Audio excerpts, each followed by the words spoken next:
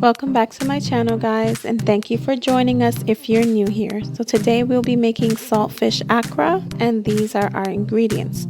We're going to be using 3 cups of flour, some brown sugar, chopped up red onion, some chopped up culantro, saltfish boiled and chopped, garlic, salt, Caribbean green seasoning, and some yeast. The first thing that we're going to do is sift our flour to make sure that there are no lumps in there. I forgot to add, we'll also be using some saffron powder and turmeric powder. You're going to need some oil for frying and then some warm or mildly hot water in order to activate the yeast. So once we've sifted our flour, we're going to start adding our ingredients into the bowl. Just kind of dump everything in and then start mixing it up. So we've already put in the brown sugar, the saltfish, the onions, and the culantro. Next, we're going to add the garlic. We're using about 1.5 teaspoons of minced garlic. After that, we're going to add our green Caribbean seasoning, and we're going to add about 2 teaspoons of that. Now, I am mixing up my flour mixture with a spatula. It would be a lot easier if you use a fork because some of the ingredients are still kind of chunky, and with a fork it kind of like, will blend it in together. Here's our saffron or our turmeric powder, and we're going to be using a little bit less than 1 teaspoon. I actually use about 3/4 teaspoon, but if you just have a 1 teaspoon measure, that's fine too. The saffron just helps to add a really nice yellow color to our Saltfish Accra.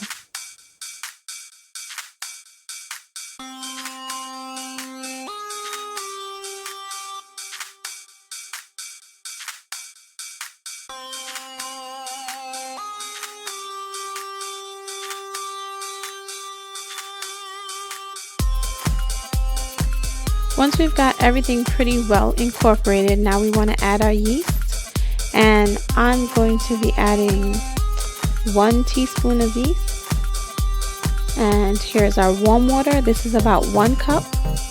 Now I added it in sections, but you can feel free to just add all of it in there, and you may even want to use more than 1 cup because I felt as though the dough was still kind of stiff. We want, for when we fry the Accra, it's going to be light and fluffy. See that? That's the brown sugar that didn't mix up. So if you're using a fork, it will mix up a lot easier. So you just want to continue to add the water and get everything incorporated together. Again, like I said, I used 1 cup of water, but feel free to use 1.5 to 2 cups of water.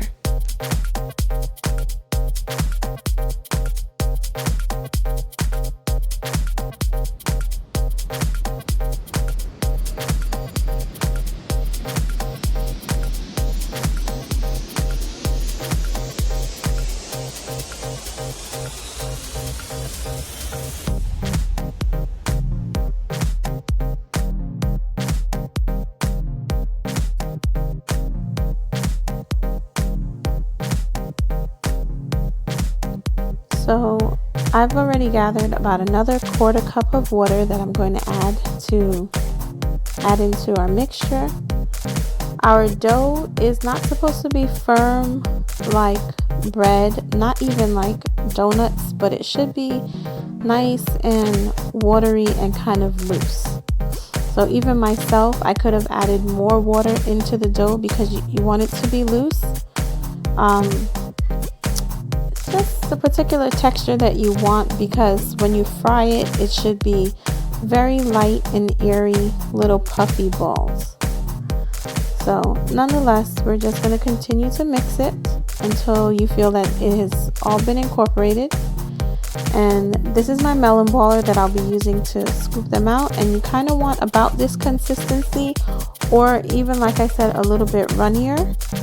And it's still going to be chunky. We want the chunks in there because it adds different texture to the dough, right? So because it has yeast, we're going to cover it for at least 30 minutes to an hour, and then we will come back.